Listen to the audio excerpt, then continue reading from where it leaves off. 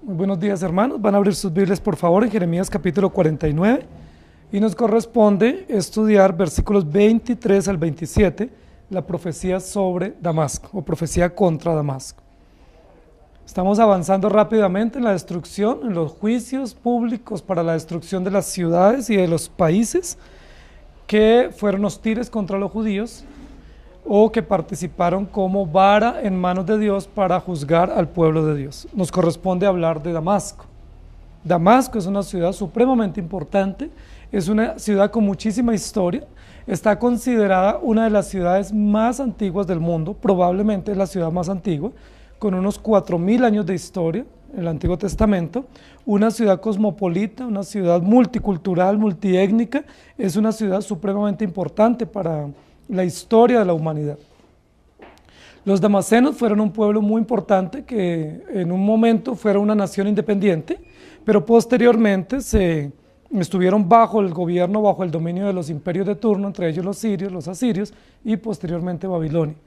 Damasco es una ciudad muy importante. Cuando la Biblia dice que Dios le dijo a Abraham que se parara en un lugar y que mirara los 4 puntos cardinales y que toda esa tierra la iba a dar a él y a su descendencia, justamente estaba Abraham parado en el lugar que hoy es Cisjordania, es decir, la antigua Damasco. En ese lugar estaba Abraham y en ese lugar fue donde él tuvo esa oportunidad de mirar a diferentes lugares, en diferentes regiones y saber que esa era la tierra de él y de su descendencia. Es la ciudad más antigua habitada ininterrumpidamente en toda la historia, un centro comercial extraordinario, muchísima historia, muchísima cultura, una ciudad estratégica por ser una ruta obligada de comercio y de paso de caravanas internacionales, especialmente de los países dominantes que estaban en el momento.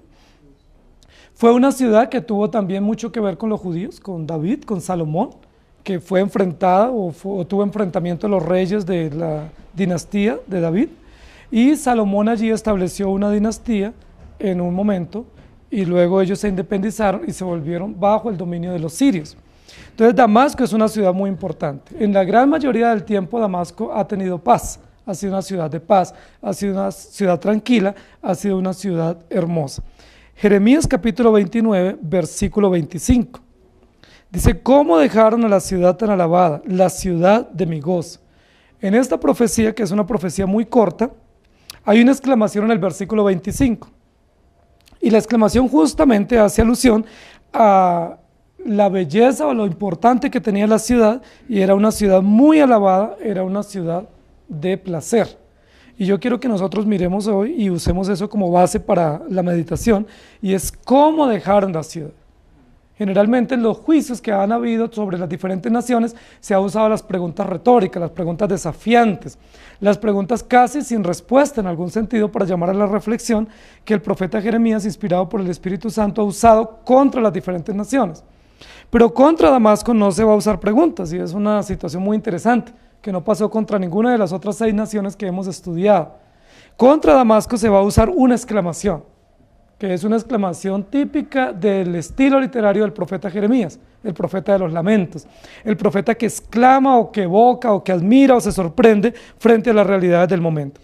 La exclamación que él va a hacer en este juicio contra Damasco es ¿cómo dejaron la ciudad? ¿Sí? O ¿cómo ha quedado esta ciudad? ¿Sí? Contemplando las ruinas de la ciudad en su profecía, contemplando el fin de esta ciudad legendaria, él va a decir cómo ha quedado la ciudad o cómo la dejaron. Y es una exclamación que muestra juicio y que muestra lo patético juicio y la represión sobre una ciudad grande y poderosa. ¿Cómo dejaron la ciudad? O sea, ¿cómo ha quedado?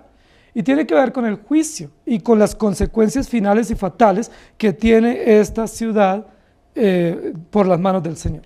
No sé si ustedes recuerdan, pero cuando el Señor llamó a Saulo y que él se convirtió realmente al Evangelio, él iba para Damasco, ¿cierto? Iba con cartas de los principales para apresar a los creyentes. Y fue justo en Damasco donde él se refugió 3 días, ¿cierto? Cuando no podía ver y estaba este hombre Ananías, y Ananías es el que va y ora por él para que él recobre la vista, ¿cierto? es justo en Damasco. Es una ciudad de mucha historia, es una ciudad muy importante, es una ciudad bella, es una ciudad con mucha arquitectura y como un patrimonio histórico de la humanidad.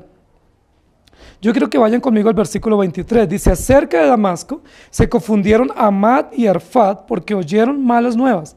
Se derritieron en aguas de desmayo y no pueden sosegarse.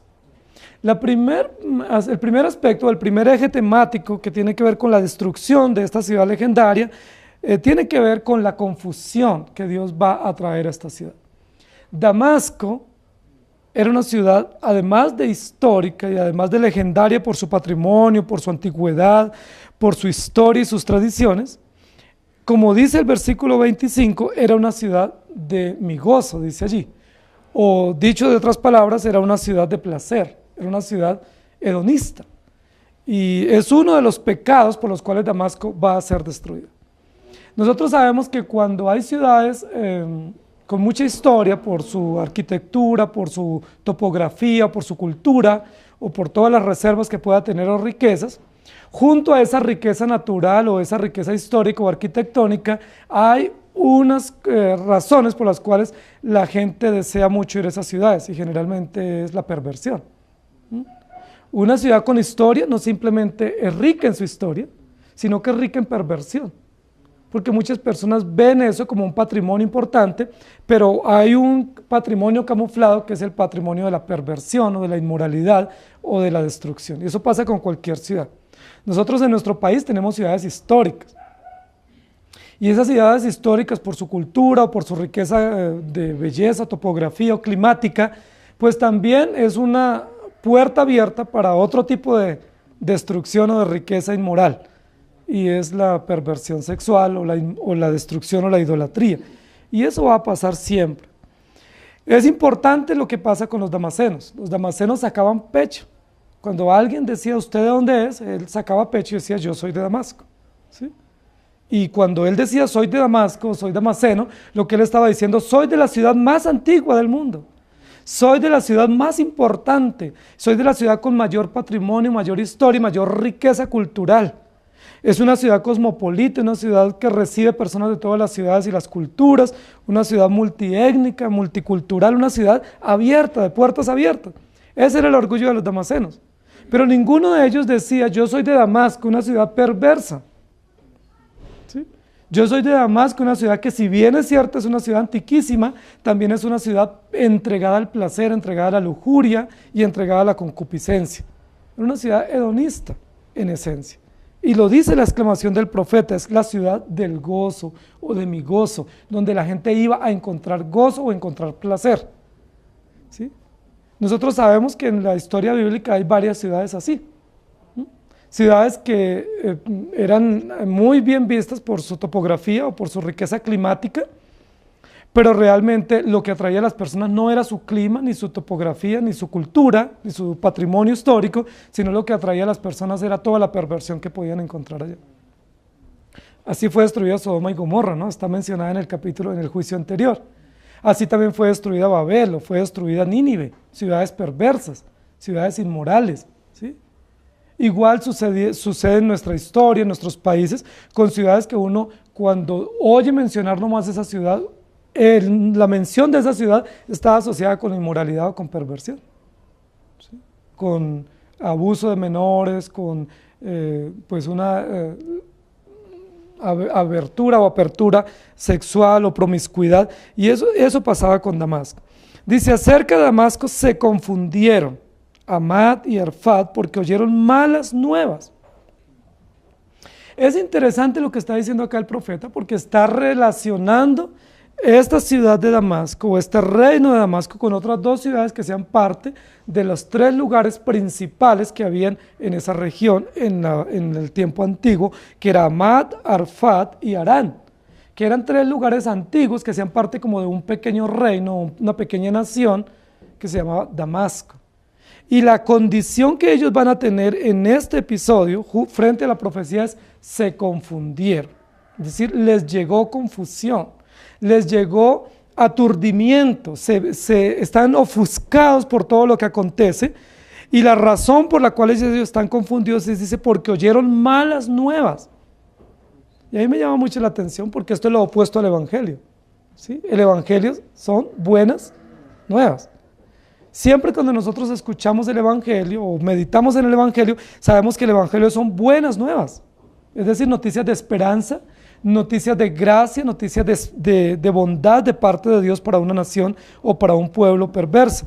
Sin embargo, la razón de la confusión de esta nación o de este reino de Damasco es porque oyeron malas nuevas. Es decir, porque atendieron o porque siguieron su perverso corazón, porque se desordenaron y llevaron una vida disoluta, y entonces a razón de esa disolución pecaminosa y concupiscente que tenían en la ciudad y que era públicamente conocido, les viene el juicio de Dios, y cuando ellos reciben el juicio de Dios lo reciben como nefasto o como una mala noticia, cosa que nunca se escuchaba en semejante ciudad. Damasco era la ciudad del placer. O sea, cualquiera iba a Damasco a pasar unas vacaciones, un fin de semana, un viaje de negocios, porque era la ciudad del placer, era la ciudad del desorden, era la ciudad de la libre oportunidad, donde todo el mundo tenía programa, tenía plan, donde todo el mundo era bien recibido, donde no había quejas, donde no había límite moral. En Damasco todo estaba permitido. Todo el mundo tenía gozo y alegría porque hacía lo que quería, se le antojaba. Esas eran las buenas noticias que ellos tenían. O sea, ¿quién se iba a sentir mal en un viaje de vacaciones a Damasco, siendo que allá podía hacer lo que él quisiera? No había ningún límite moral, no había ningún control, era libre lo que ellos podían hacer. Cuando la Biblia dice oyeron malas nuevas, realmente está haciendo una contraposición con el Evangelio, pero está hablando que esas malas nuevas vienen de parte de Dios. Ahora, la pregunta es, ¿de Dios pueden venir malas nuevas? La respuesta es no. Lo que viene para ellos es el juicio. ¿Y cómo ellos reciben el juicio de parte de Dios? Como algo malo, como una noticia mala, porque implica confusión y destrucción, pero no porque el juicio sea malo en sí. Porque el juicio en sí no es malo, porque viene del carácter de Dios. El juicio es perfecto, es justo, es santo, es limpio y es necesario. El juicio de Dios tiene que venir y no lo podemos ver como una mala noticia, sino como una expresión plena del carácter de Dios, como una razón necesaria y meritoria por la condición humana y como justo frente a la santidad de nuestro Dios. ¿Por qué ellos lo ven como malas nuevas? Porque es una ciudad sin límites, porque es una ciudad abierta a la inmoralidad, porque es una ciudad perversa, pervertida y entregada a la lujuria, y por eso cuando ellos escuchan el anuncio profético de lo que viene para esta ciudad, se confunden o se ofuscan y lo ven como una mala nueva. Eso hace el pecador. El pecador cuando escucha del justo juicio de Dios, lo ve como contrario al carácter de Dios, y dice, eso no puede venir de Dios porque Dios es bueno. No puede Dios mandarnos una destrucción porque Dios nos entiende y porque Dios está a favor de toda nuestra condición y Él no puede destruirnos. Ese es el discurso que muchos dan, Dios es bueno y no puede enviar justicia, pero la Biblia dice todo lo contrario. Dios es justo, Dios es bueno, pero en su bondad perfecta juzga y destruye a quien está en contra de su voluntad y quien ha tenido tiempo necesario para arrepentirse y no se ha arrepentido. Oyeron malas nuevas y se confundieron. Era una ciudad que todo el tiempo vivía en paz, pero no en paz de Dios, sino en paz porque a nadie lo molestaban. Si tú querías adulterar, ibas y adulterabas tranquilo y nadie te molestaba. Si tú querías tener otra opción, pues tenías otra opción y nadie te molestaba. Podías llegar a la ciudad en cualquier momento a hacer lo que tú quisieras, amparado por las leyes abiertas de la ciudad, por el pluralismo, y nadie te iba a molestar. Es muy similar a las condiciones que muchas de nuestras ciudades hoy en día tienen, que son ciudades pluralistas, y algunos se jactan y dicen, no, es que nuestra ciudad es de puertas abiertas. ¿Qué significa? En nuestra ciudad tú puedes entrar a la hora que quieras y hacer lo que tú quieras, y nadie tiene que molestarte. ¿Sí? Por eso cuando viene la restricción de parte de Dios, lo ven como una mala nueva. El texto continúa diciendo, se derritieron en aguas de desmayo y no pueden sosegarse. Se derritieron en aguas de desmayo. Y esa descripción de la condición del pueblo de Damasco es una descripción muy gráfica. Derretirse significa desvanecerse, ¿cierto? Significa deshacerse. Fue tal la confusión que se derritieron después de ser una nación o un imperio poderoso que sacaba un pecho contando la historia de su nación, que era una ciudad obligada para los turistas y para los comerciantes. Cualquiera quería pasar y darse una rodadita allá porque tenían oportunidad de hacer lo que quisieran, realmente se pervertían. Ahora están derretidos en aguas de desmayo y no tienen sosiego, no tienen descanso, no tienen alivio. Ahora, la alusión que hace aquí el texto sobre derretirse en aguas de desmayo tiene que ver con una de las riquezas naturales que tenía la ciudad. Y la riqueza era que era una ciudad o un reino abundante en aguas. Era abundante en aguas, tenía unos ríos cristalinos y tenía muchísimos ríos. Si una de las mayores maravillas naturales que tenía Damasco eran los ríos. ¿Se acuerda cuando el profeta Eliseo mandó a Naamán a bañarse en el río? ¿Se acuerda? Que él dijo, no, pero no hay luego en Damasco mejores ríos. No está el río Arfad y todos los otros ríos de aguas cristalinas y abundantes, porque yo tengo que irme a bañar en este río tan contaminado, río Jordán. Entonces, una de las bellezas naturales de Damasco eran sus ríos.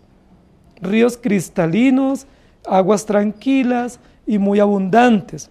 Por eso, usando esa metáfora, el profeta Jeremías le dice, ustedes se derriten o se desvanecen como se desvanece el agua, o como se desvanecen los ríos, o así como corren los ríos por su cauce en esta ciudad o en este reino, así correrán o se desvanecerán o se derretirán ustedes de desmayo sin tener sosiego o sin tener alivio. ¿Cómo dejaron la ciudad? Una ciudad hermosa. Damasco era una ciudad de las más bellas de ese momento, una ciudad con una belleza natural, hermosa. ¿Cómo queda confundida esa ciudad? Pero la confusión no es por su belleza. El juicio de Dios no viene por la belleza de la ciudad, porque Dios mismo permitió que esa ciudad fuera bella y naturalmente atractiva, y que fuera una planicie, una llanura hermosa, un reino codiciado. El juicio para Damasco no viene por eso. El juicio para Damasco viene porque junto a su belleza natural y junto a su riqueza histórica y cultural, la ciudad se ha pervertido. El juicio para Damasco no viene como las otras naciones que se enfrentaron con los judíos y que los molestaron y que los invadieron. El juicio para Damasco viene por ser una ciudad disoluta, una ciudad sin límites morales, una ciudad pluralista, hedonista, donde todo vale, donde todo está permitido, especialmente lo que tiene que ver con inmoralidad y con los principios opuestos a la moral bíblica. Se desmayaron al oír las malas nuevas que vienen de Dios. Uno pensaría, si Dios me da un anuncio de juicio, lo más conveniente para una nación o para un pueblo, para un hombre o mujer que recibe un anuncio de juicio de parte de Dios, es que se arrepienta. Eso es lo que se espera. Si Dios nos advierte juicio y destrucción, lo conveniente es que agachemos nuestra cabeza y que pidamos misericordia y nos arrepintamos. Pero vimos primero en el pueblo de Israel que por muchísimos años los reyes, en lugar de arrepentirse cuando escuchaban los anuncios de destrucción de parte de los profetas de Dios, más bien ellos levantaban su cabeza y decían, pues no nos vamos a arrepentir, no vamos a humillarnos delante de Dios. Y nunca se arrepintieron, y por eso Judá y Jerusalén están en el exilio en este momento histórico. Pero ¿qué va a acontecer con Damasco? Dios les dice, va a venir el juicio sobre ustedes, y lo único que ellos dicen son malas noticias para esta gran ciudad. Se nos daña el turismo, ¿sí? Se nos daña toda la riqueza y la información que tenemos hacia afuera de lo que es esta ciudad placentera, esta ciudad lujuriosa. Nadie más va a venir. Las mayores divisas que tenemos de recibimientos por turista, por consumo de hoteles y por todo eso, lo que consumen los visitantes. Dice, pero no vamos a tener eso. Y se confunden y se derriten porque ven eso como una mala noticia para el desarrollo económico de la ciudad, pero no reconocen que son inmorales y perversos y que el justo juicio de Dios no es una mala noticia, sino realmente es una buena noticia. Frente al carácter de Dios, pero también frente a la comunidad alrededor, es una buena noticia que Dios juzgue, no hay impunidad. Dios es justo.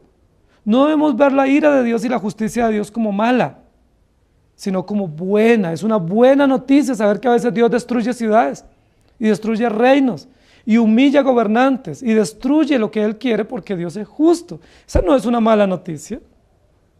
Es una excelente noticia del carácter justo, recto de Dios y de cómo Él juzga a los hombres por su maldad. Su belleza ha sido confundida. ¿Cómo dejaron la ciudad? Luego en el versículo 24 y 25 dice: se desmayó Damasco, se volvió para huir y la tomó temblor y angustia, y dolores le tomaron como de mujer que está de parto. ¿Cómo dejaron la ciudad tan alabada? La ciudad de mi gozo. Los versículos que nosotros estamos leyendo de esta pequeña profecía sobre Damasco, lo que nos muestra es la actitud del pueblo.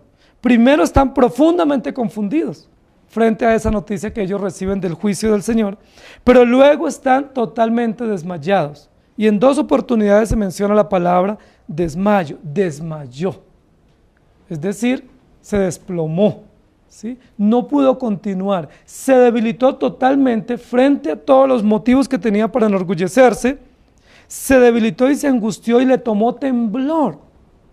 Es interesante porque el juicio de Dios contra otras naciones dice realmente Dios qué va a hacer con las ciudades. Pero en el caso de Damasco, la Biblia no dice Dios qué va a hacer con Damasco. Pero sí nos va a decir cuál va a ser la actitud de los pobladores en Damasco frente al juicio que viene de Dios. Primero, confusión, desvanecimiento, derretimiento, luego desmayo, temblor, angustia y dolores. Si se dan cuenta que en los juicios anteriores Dios les dice voy a hacer esto, y les mando espada, y les mando soldados que los destruyan, los invadan, los quemen y los asolen. En el caso de Damasco no es así.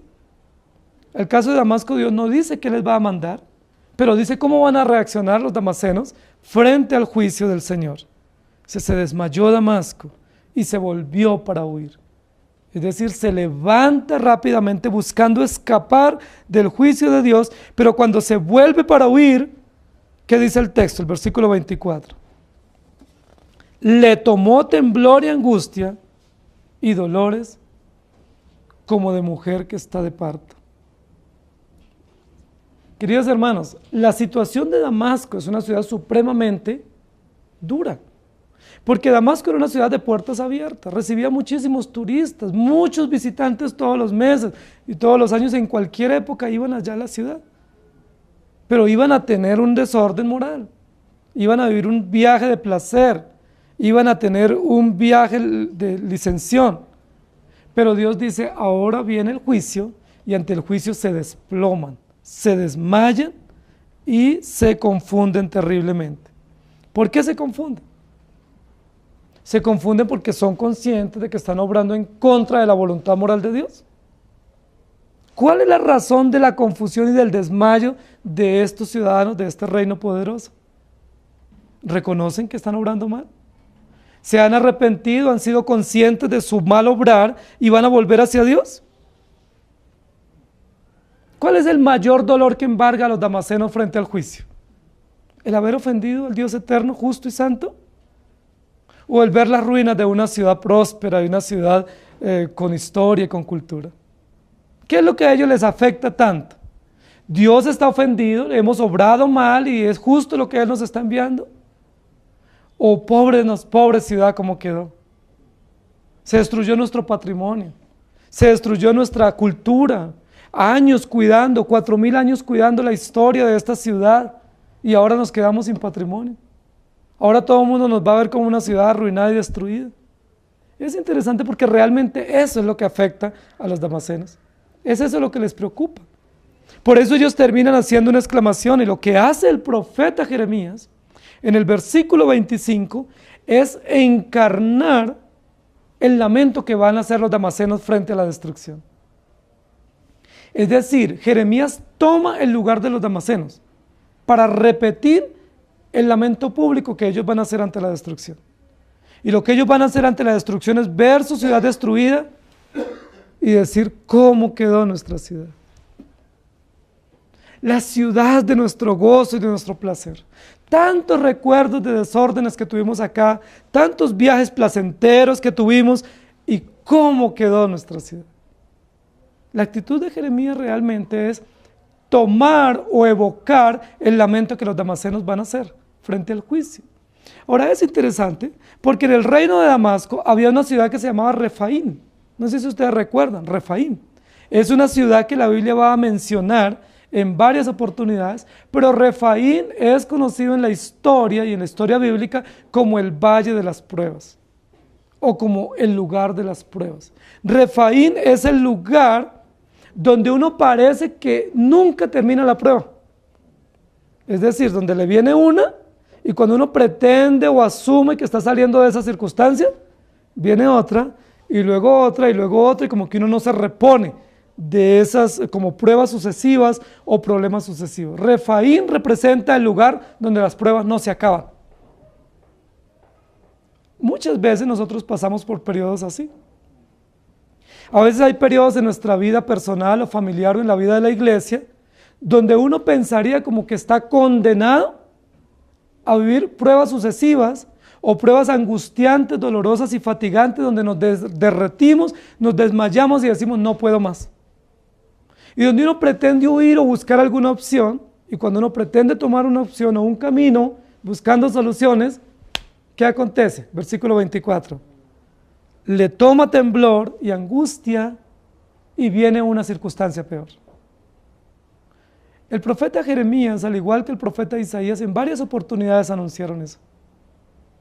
Que muchísimas veces los fugitivos eran librados de una situación de guerra, intentaban huir, pero los tomaba otra circunstancia peor. Que muchas veces en aras de defenderse, de buscar una salida, ellos tomaban esa opción, pero se tropezaban con una circunstancia más adversa. Y eso nos muestra el justo juicio de Dios sobre una nación. Damasco tuvo esa situación. Damasco, frente a la confusión de la ciudad en ruinas, buscó una opción, los habitantes, huyamos, busquemos una salida, buscamos un aliado para defendernos.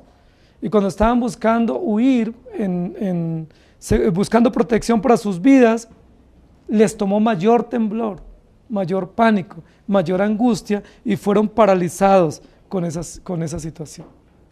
Damasco, con su historia y su cultura y su lujuria, dominaba las naciones, porque cualquier persona añoraba conocer ese lugar.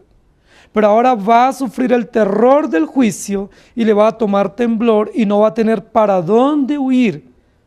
Y dice la Biblia que le tomarán dolores y angustias como de una mujer que está de parto.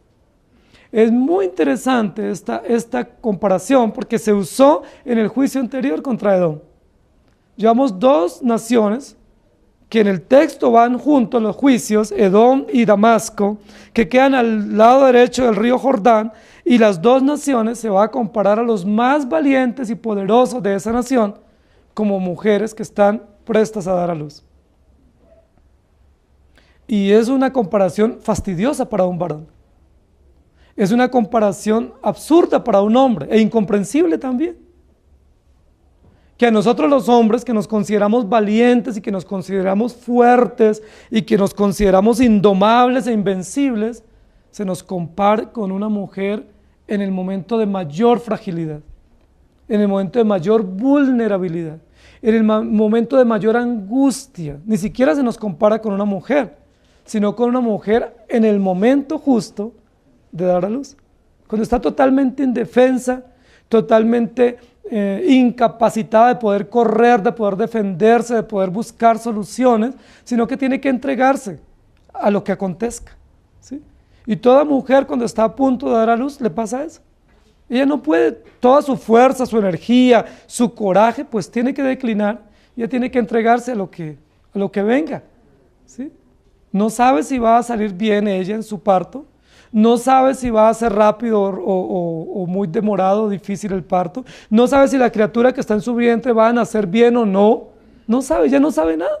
De hecho, muchas mujeres cuando van para la clínica o el momento de su parto, pues se despiden, dejan todo organizado y dicen, bueno, no sé, me entrego, no sé qué va a acontecer.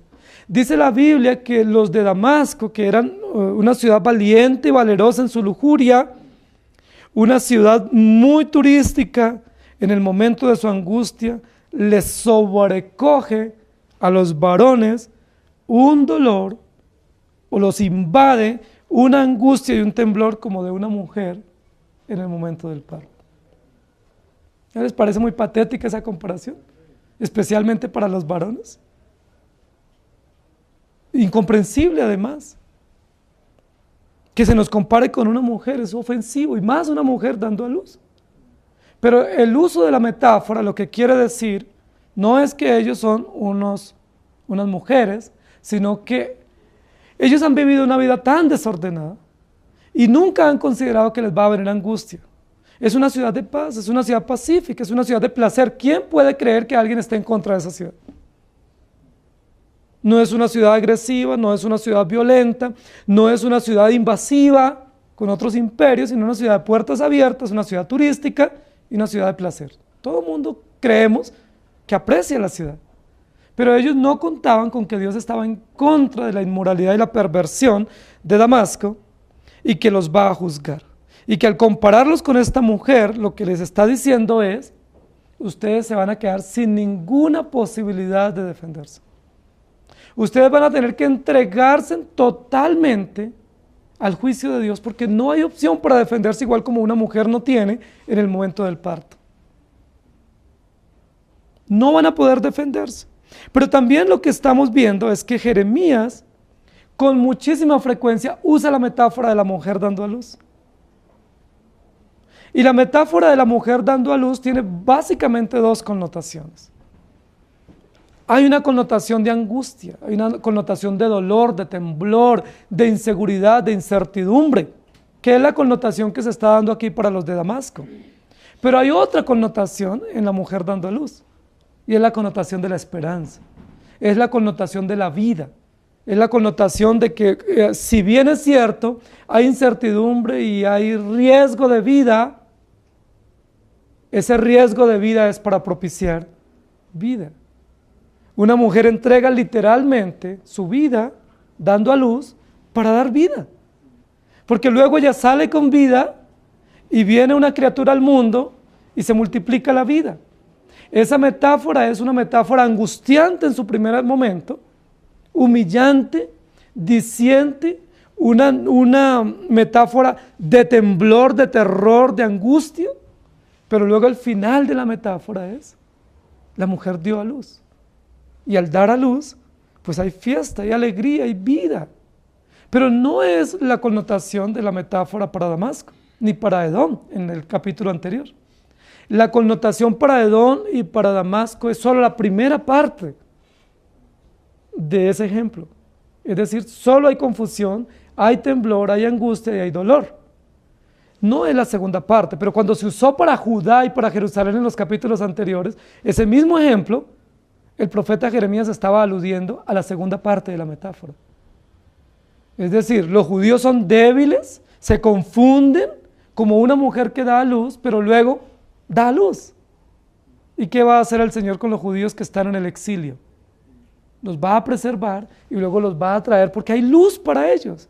Es como esa mujer que se confundió temporal y momentáneamente, pero luego que da a luz le pasan todos los dolores, las angustias de la miseria y de la fatiga y del temblor de dar a luz y está gozosa contemplando a su bebé y viendo la gracia de Dios al ser la madre y al permitirle tener un hijo.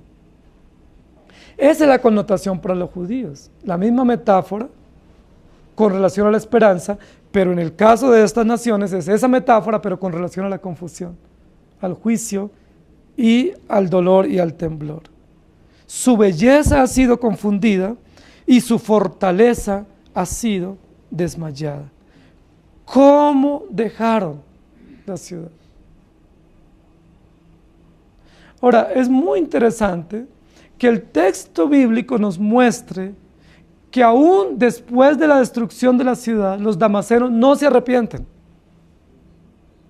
El lamento de ellos no es por su condición moral y su ofensa frente a Dios.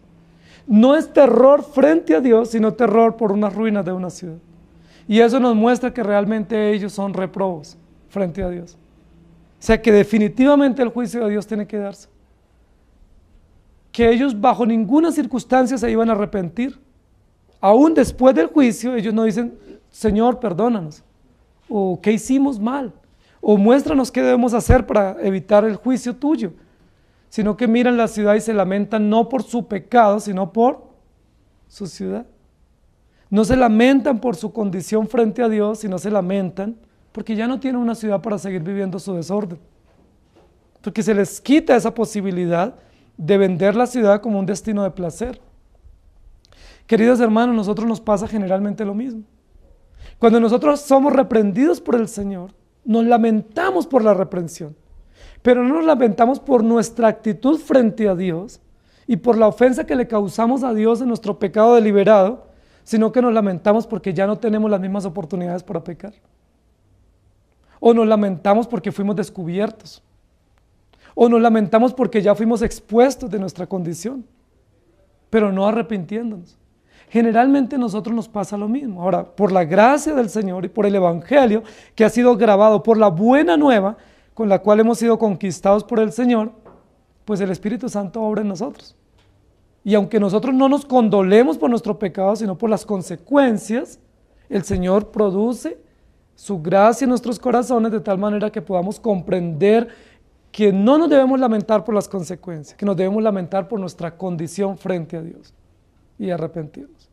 No sé si recuerdan la historia del hijo pródigo, cuando dice la Biblia que él vivió desordenadamente, posiblemente en una ciudad similar a Damasco, y luego dice que volviendo en sí, o volviendo a ser consciente, o siendo tocado por el Señor, se arrepintió y volvió pidiendo perdón y pidiendo misericordia.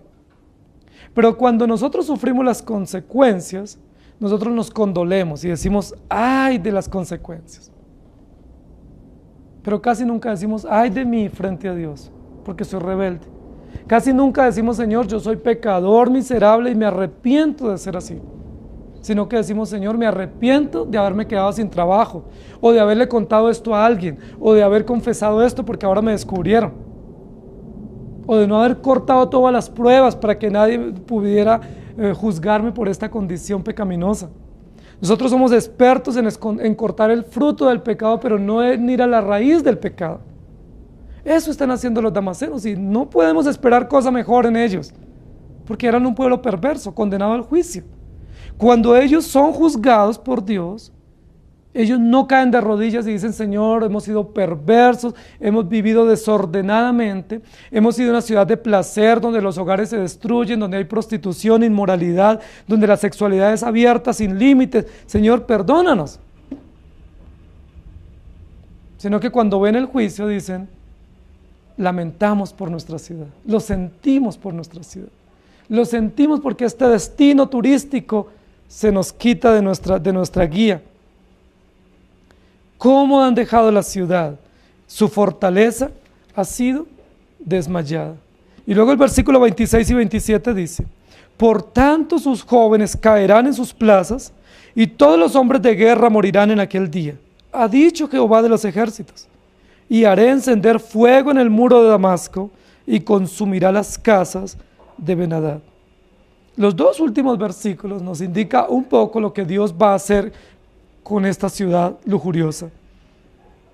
Pero si ustedes se detienen allí visualmente, en el texto, el versículo 24 y el versículo 25 hay un contraste entre mujeres supremamente frágiles en el momento de dar a luz con jóvenes entrenados para la guerra. Es todo un contraste.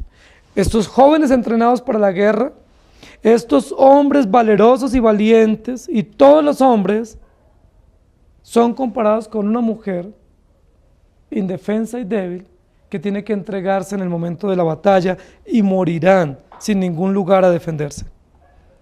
Por tanto sus jóvenes caerán en sus plazas y todos los hombres de guerra morirán en aquel día. Queridos hermanos, Damasco ha sido una ciudad desordenada. Damasco se ha preparado para todo tipo de inmoralidad. Puede ser comparado hoy con una ciudad pluralista, de libre pensamiento, donde ningún pensamiento es censurado ni juzgado, donde cada uno tiene libertad, donde es la ciudad de las puertas abiertas. Pero todos esos jóvenes morirán por el justo juicio de Dios. Dios no solo los va a confundir, no solo los va a desmayar en el día de su ira, sino que también los va a consumir. Ahora, comienza a describir que los primeros que van a caer en esta guerra van a ser los jóvenes. Y eso es importante para una nación o para una ciudad. Nosotros sabemos que uno de los propósitos de cualquier sociedad es legislar a favor de los jóvenes, porque los jóvenes son la vida de una sociedad. Es la energía, la vitalidad, el desarrollo de una sociedad. Una sociedad que aspira a continuar necesita cuidar sus jóvenes y cuidar sus niños. En juicios anteriores a los filisteos y a los moabitas, vimos cómo los niños fueron destruidos y los adolescentes. Y luego estamos viendo acá los jóvenes que morirán en la guerra y se caerán en sus plazas. Es supremamente doloroso para una sociedad civilizada y para una sociedad en paz que vea a sus jóvenes caer en la guerra, donde no podamos hacer absolutamente nada para protegerlos. Es muy triste lo que acontece, por ejemplo, en nuestro país, cuando muchísimos jóvenes, aún adolescentes, 15, 16 años, están yendo a la guerra y muchísimos están muriendo en las plazas, en los caminos, en las veredas, sin lugar a defenderse, sin que haya un sistema que los proteja y sin que termine la guerra. Dice, sus jóvenes caerán en sus plazas y todos los hombres de guerra morirán en aquel día, ha dicho Jehová de los ejércitos. Recordemos que esta expresión Jehová de los ejércitos es una expresión que el profeta Jeremías ha usado en pocas ocasiones en su escrito. Y la ha usado especialmente en dos ocasiones. Una, en asuntos de esperanza para el pueblo de Israel. Cuando el pueblo de Israel se siente desfallecer y cuando siente que no hay oportunidad y que no hay quien los dirija y los guíe y los lleva a puerto seguro. En esa oportunidad el profeta Jeremías les dice, no temas, yo soy Jehová de los ejércitos. Yo soy Jehová que pelea por ustedes y que Él va adelante y que los va a sacar en victoria. La expresión Jehová de los ejércitos la usa el profeta Jeremías para darle valor al pueblo, al remanente, para darle confianza y coraje en momentos de angustia y de dolor y para decirles, no están solos, no teman.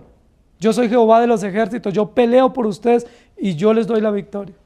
Pero esta misma expresión Jehová de los ejércitos está siendo usada por el profeta en este libro con relación al juicio.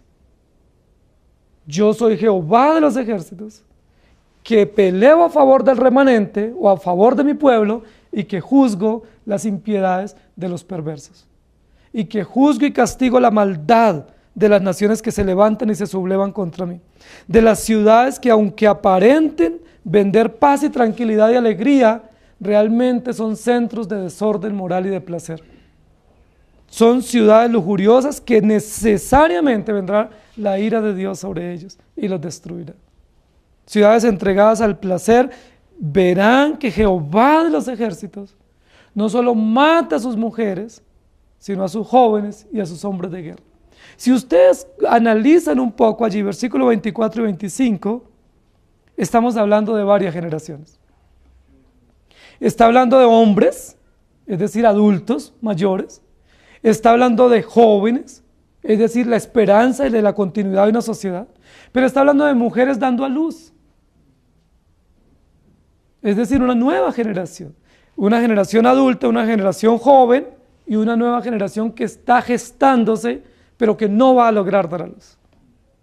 Es decir, es el fin para un imperio, para un reino, y es el reino de Damasco.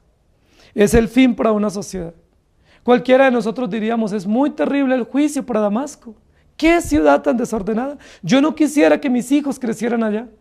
Yo no quisiera que una ciudad como Damasco, con tanta lujuria y perversión, fuera la ciudad que recibiera a nuestros jóvenes para vivir y desarrollarse. ¿O alguno de ustedes anhelaría una ciudad así? Con cultura, con historia, con patrimonio, pero con tanta perversión. Pero saben, queridos hermanos, es el reflejo de las ciudades que nosotros tenemos hoy en día. Especialmente las grandes ciudades, especialmente las ciudades capitales, especialmente las ciudades que hoy en día nos las vende la sociedad o los medios de comunicación como las ciudades modernas, como los destinos obligados a nivel turístico, a nivel cultural, a nivel histórico y patrimonial. Esa es la realidad de nuestras ciudades. Pero ¿qué hay detrás de toda esa riqueza cultural y patrimonial y de aparente desarrollo y modernidad? ¿Qué hay? ¿No hay inmoralidad igual como en Damasco? ¿Nuestras ciudades no están llenas de perversión y de prostitución como en Damasco? Claro, tenemos mejores medios de comunicación, tenemos mejores vías, tenemos mejor alcance tecnológico y eso es loable. Pero debajo de eso, ¿qué hay? ¿Cuál es el soporte de todo ese aparente desarrollo y modernidad? ¿No es la perversión? ¿No es la inmoralidad? ¿No salimos por nuestras calles y nos encontramos con centros de prostitución en cada esquina? ¿No vemos con tristeza cómo hay grandes barrios y edificios dedicados a la prostitución? Y calles que en el día son centros de negocios, en la noche son lugares de prostitución en nuestras ciudades. Lugares que en el día son restaurantes, en la noche son bares oscuros y llenos de tinieblas. Nuestra ciudad está igualmente viviendo realidades como las de Damasco, donde nuestros hijos, si bien es cierto, están en una ciudad de oportunidades, es una ciudad también de inmoralidades. Que si bien es cierto, tenemos una ciudad que ofrece oportunidades de estudio y oportunidades tecnológicas y de estar conectados con el mundo, son ciudades que nos exponen a diario a la perversión, a la inmoralidad, al pluralismo, al hedonismo, donde todo es permitido. Lamentablemente nosotros no vemos cómo los medios de comunicación publican esas estadísticas. Los medios de comunicación publican estadísticas de desarrollo, de tecnología, de avances médicos, de avances de infraestructura, pero no vemos cómo nos pasan estadísticas de violaciones, de adulterios, de prostitución, de uso de menores, y mucho de ello con la venia de los gobiernos y de los militares. Mucha de esa prostitución infantil con la venia de nuestros gobernantes, que saben dónde están todos esos focos de prostitución, de droga y de inmoralidad. ¿Qué le espera para una ciudad como Damasco? Como esta, como la ciudad donde nosotros vivimos. Grandes centros de poder, pero de poder pervertirse. Damasco es el reflejo de las ciudades modernas hoy, de las grandes metrópolis. Muchísimas personas en los campos y en los pequeños pueblos están añorando llegar a la gran ciudad. ¿Qué es lo que ellos tienen en mente cuando piensan en la gran ciudad, en la metrópoli, en la urbe? ¿Qué tienen en mente? Voy a tener oportunidades, voy a poder estudiar lo que siempre he soñado, voy a poder desarrollarme y vivir en una ciudad moderna. Pero nunca esos jóvenes piensan que llegar a la gran urbe puede significar su prostitución.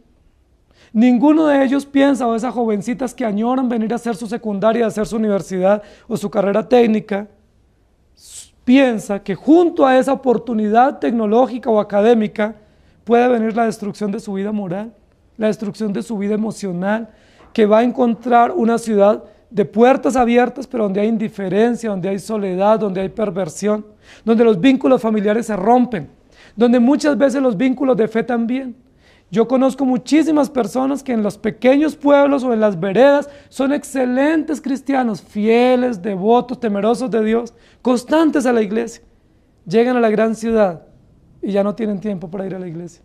Llegan a la gran ciudad y están envueltos en tantos atractivos de una ciudad como esta, donde ya no hay oportunidad para reunirse, donde se rompen los vínculos, donde la fe tambalea, donde nos desmayamos frente a todas las oportunidades que la ciudad nos ofrece, donde nos desplomamos y nos derretimos como agua frente a todas las oportunidades de una ciudad perversa. Eso es lo que pasa con nuestra sociedad. ¿Dónde están los jóvenes hoy? ¿Dónde están los jóvenes? Probablemente en los centros comerciales, en los centros de diversión, en los centros atractivos, en los grandes coliseos, en los grandes centros de negocio. ¿Qué están haciendo? ¿Dónde muchos de nosotros somos tentados a ir a pasar el día del Señor? ¿Al lugar de adoración, dedicando nuestra vida al Señor? ¿O a esos grandes centros atractivos que nos ofrecen modernidad, que nos ofrecen desarrollo tecnológico, pero que justo en medio de esos lugares hay locales de destrucción, donde nos invitan al desorden, a la lujuria y a la perversión? ¿Cómo dejaron la ciudad? Una ciudad confundida, una ciudad desmayada, pero una ciudad consumida. Los jóvenes derretidos, temblorosos, angustiados y muertos los hombres de guerra también y las mujeres sin poder dar a luz. Nosotros vivimos en una realidad en nuestro país donde cada vez el control de la natalidad va a ser más evidente y va a ser institucionalizado. Donde cada vez va a ser más escaso ver una mujer en embarazo. Donde cada vez va a ser más escaso tener jóvenes íntegros.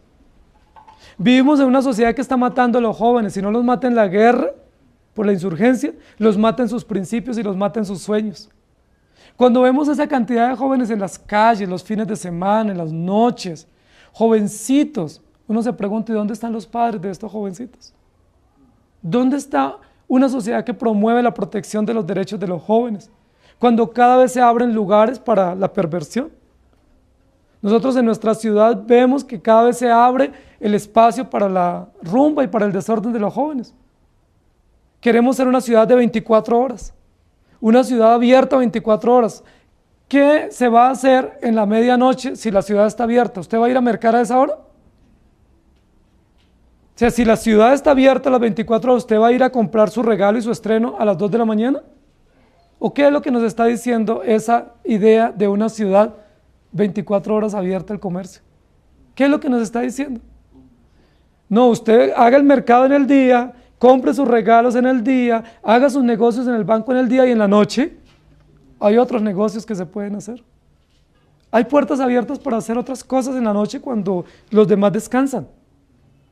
Nosotros pretendemos ser una ciudad moderna y lo que estamos haciendo es acercándonos rápidamente al juicio de Dios.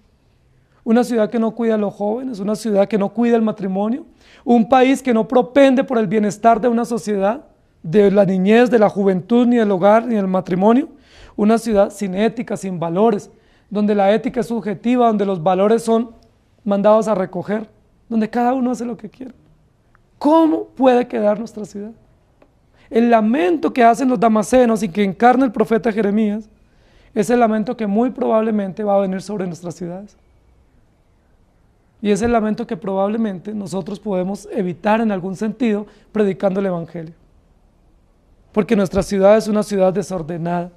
No podemos sacar pecho diciendo que nuestra ciudad está 2.600 metros más cerca de las estrellas. No podemos sacar pecho y decir nuestra ciudad es una de las ciudades más cultas de América Latina. Tenemos que humillarnos y decir nuestra ciudad es una ciudad perversa.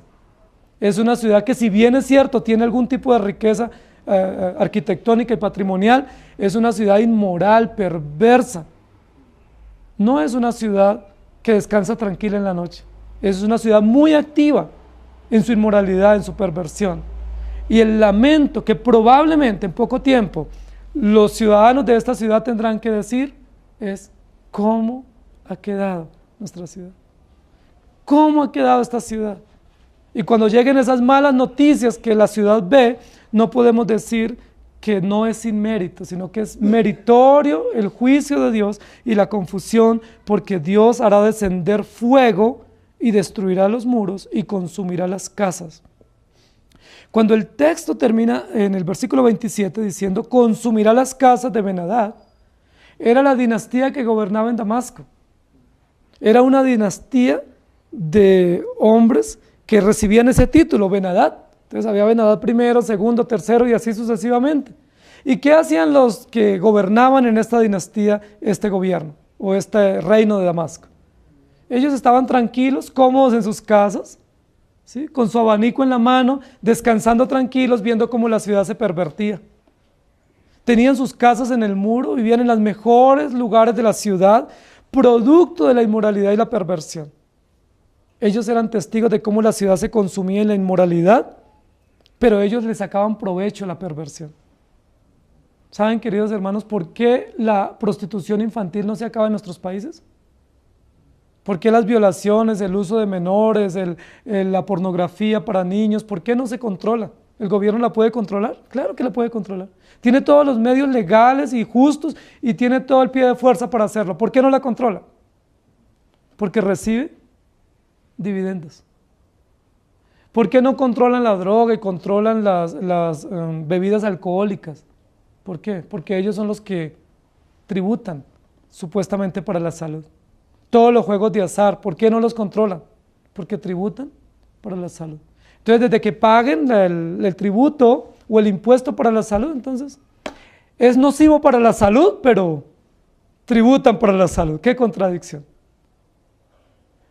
Derecho a la vida, a la familia, al techo digno, derecho a tener un papá y una mamá, pero legislan en contra. Nuestra Constitución es una doble moral. Sí, derecho a la educación, derecho a tener un hogar digno, derecho a ser criado por sus padres, pero ¿qué es lo que aprueban paralelamente? Adopción de uniones homosexuales, control de aborto, control de natalidad. Y uno dice, ¿no es paradójico todo eso? ¿Por qué el gobierno no lo detiene? Porque ellos se lucran. Y porque mientras en la sociedad se pervierte y se destruye, lo que más da dinero es la pornografía y la perversión y la prostitución. Son los negocios más millonarios que hay. Y se camuflan en medio del deporte, se camuflan en medio de los congresos de negocios. Pero es lo que más dinero produce a una nación. ¿Qué hacen los ricos y qué hacen los de la dinastía? Están en sus casas en el muro, como los de Benadad, disfrutando los dividendos que les trae el vender moralmente a su ciudad, el entregar a sus jóvenes, a sus mujeres, a sus niños y el entregar todos sus principios. Pero haré descender fuego del muro. ¿Y quiénes son los primeros que van a sufrir en el muro? Los gobernantes. ¿Quiénes serán los primeros que tendrán que enfrentar la ira de Dios por la perversión de nuestras ciudades y nuestros países?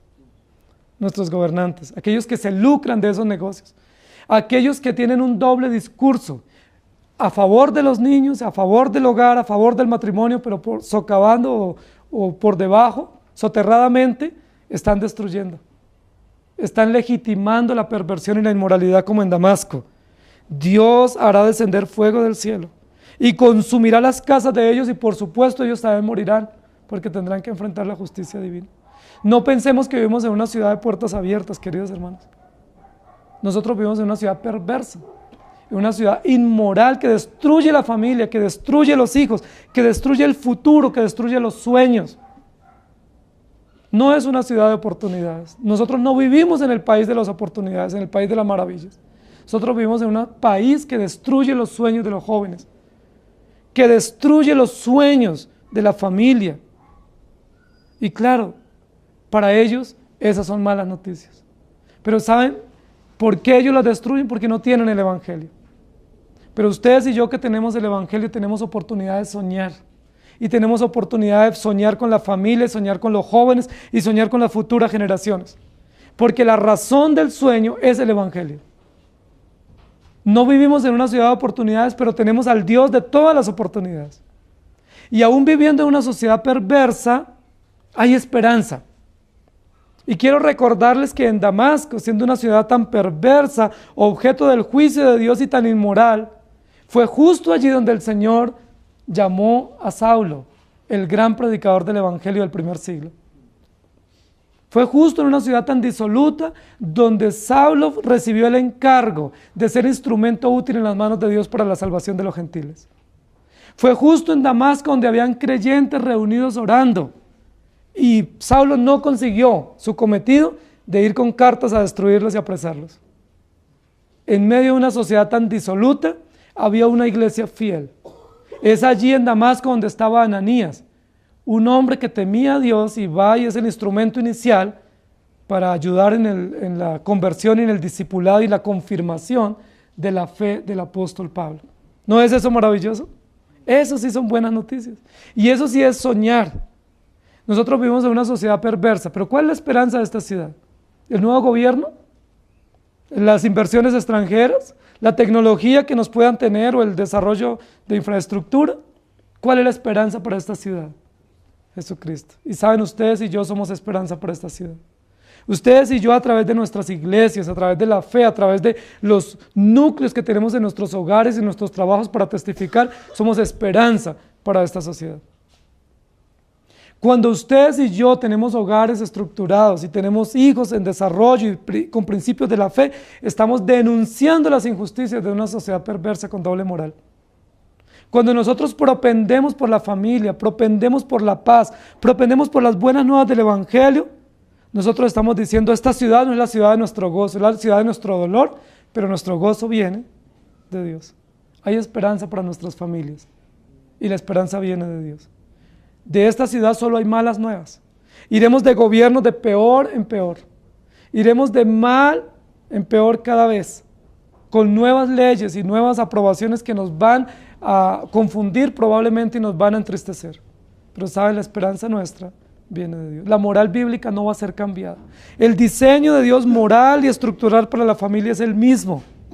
Y cuando otros se lamenten diciendo, ¿cómo dejaron esta ciudad?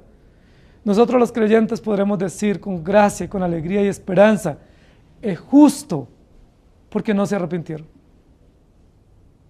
Nosotros somos llamados a seguir trabajando en esta ciudad. No vayan a coger maletas para irse de esta ciudad. Si Dios nos puso aquí, tenemos que vivir acá. Y tenemos que desarrollar nuestra vida, nuestra familia, nuestro futuro en el lugar donde Dios nos puso. Pero no conforme a los parámetros de la sociedad que nos rige, sino conforme a los parámetros del Evangelio. Porque no es esta la ciudad de nuestro gozo, no es esta la ciudad tan alabada. La ciudad de nuestro gozo se llama la Nueva Jerusalén, que el Señor ha diseñado para todos los creyentes y donde viviremos realmente el gozo del Espíritu Santo a plenitud. Esa nueva generación es la que añoramos, esa nunca será destruida, esa está siendo construida, está siendo embellecida para que todos los creyentes vivamos allá. Porque esta ciudad es una ciudad con tecnología pero sin Dios, ¿sí?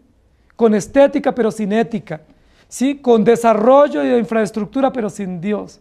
Pero gracias a Dios por el Evangelio, porque esas buenas nuevas de salvación nos libran de la angustia, del desmayo y de derretirnos al mejor postor de la inmoralidad rampante de esta sociedad. ¿Cómo dejaron la ciudad? Por su inmoralidad. Y así quedarán probablemente nuestras ciudades. Si no en la historia, por lo menos en el juicio final así va a ser. Destruidas plenamente y borradas en memoria por su perversión y por su confusión que han causado a muchísimos. Inclinen su rostro, por favor.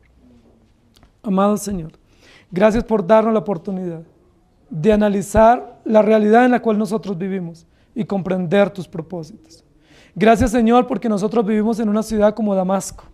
Es una ciudad perversa, es una ciudad disoluta. Muchos dicen que es una ciudad en desarrollo, que es uno de los destinos de América Latina, que es una ciudad donde la economía crece y donde la tecnología y la modernidad aumentan. Es probable que esas estadísticas estén ciertas. Es muy probable que esta sea una ciudad legendaria, una ciudad con historia y con patrimonio. Es muy probable. Pero lo que no dicen es que esta es una ciudad que unido a eso es perversa, inmoral, que destruye la familia, que mata aún a los no nacidos y a los recién nacidos los pervierte desde niños, con leyes de educación inmorales, de antivalores. Es muy triste cómo en nuestra sociedad, en nuestras ciudades de niños en edad preescolar les están enseñando sobre la libre opción sexual que tienen. Es muy triste cómo recientemente en nuestra ciudad eligieron a muchos colegios para hacer una prueba entre jóvenes de 10 y 11, para enseñarles sus derechos frente a la sexualidad. Es triste la realidad de nuestra sociedad, que sepulta los sueños de los jóvenes, que mata a los no nacidos, que destruye la familia, que destruye la vida, que destruye la ética y la integridad. Señor, cuán triste es vivir en esta ciudad por esas realidades inmorales y perversas que vivimos. Realmente no es una gran metrópoli, sino más bien es una avenida ancha de inmoralidad y de perversión. Vivimos en una avenida ancha donde todo es permitido, donde nadie puede decir nada porque es censurado y donde cada uno puede vivir libremente. Ten misericordia de nuestra ciudad. Y ayúdanos a entender que tú nos has puesto en esta ciudad como luminares en el mundo. Que como familia, en nuestros lugares de trabajo y en nuestras iglesias debemos ser luz en medio de la oscuridad. Porque lo más importante de esta ciudad no es su tecnología. Lo más importante tiene que ser el evangelio que se predica. Lo más importante es el remanente que tú estás preservando. Así como Abraham intercedió por Sodoma y Gomorra y decía, si aún hubiese 10 justos allí, ¿destruirías tú al impío, al justo juntamente con el impío? Señor, gracias por ponernos en esta ciudad. Hay tantas amenazas para nuestros hijos en esta ciudad. Hay tantas amenazas para nuestra familia, para nuestra fe, para nuestra integridad en esta ciudad. Hay tanta perversión, tanta maldad. Señor, pero gracias por ponernos en esta ciudad. porque nos has puesto para hacer luz y para ser testigos de tu gracia en esta ciudad. Nos has puesto para que proclamemos los sueños de los jóvenes en el Evangelio. Nos has puesto para que promovamos los principios de la familia. Nos has puesto para que seamos abanderados no de las malas nuevas, sino de las buenas nuevas que vienen de parte de ti para una sociedad en rebeldía. Ayúdanos, Señor, a ser luz en medio de esta perversa generación. Ayúdanos, Señor, a ser luminares, antorchas ardientes, encendidas, Señor, con pasión y con fervor en medio de una sociedad desordenada. Enséñanos a encarnar los principios del reino, a vivir según ellos y a denunciar las injusticias. Es muy probable que en poco tiempo tu juicio venga sobre esta ciudad perversa y nosotros como creyentes no podemos decir mala noticia, sino que podemos decir buena noticia, porque tú eres justo. No podemos decir lástima por esta ciudad, tenemos que decir que justo y merecido y oportuno que haya llegado el juicio severo sobre una sociedad perversa y especialmente sobre nuestros gobernantes, que en lugar de gobernar a favor de la gloria tuya, gobiernan a favor de sus propias lujurias, a favor de sus propias concupiscencias y a favor de sus propios bolsillos. Ten misericordia de ellos. Pero Señor, levántanos con poder y con fervor para presentar el Evangelio y para encarnarlo en nuestro diario vivir. Gracias por esta ciudad. Gracias por ponernos en esta ciudad. Y gracias por darnos una familia en esta ciudad y por darnos unos hijos en esta ciudad y por darnos unos ministerios y unas iglesias donde servirte. Muchas gracias te damos. Ayúdanos a ser valientes, abnegados, Señor, y valerosos en medio de una sociedad difícil. En el nombre de nuestro Señor Jesús. Amén. Que el Señor les bendiga.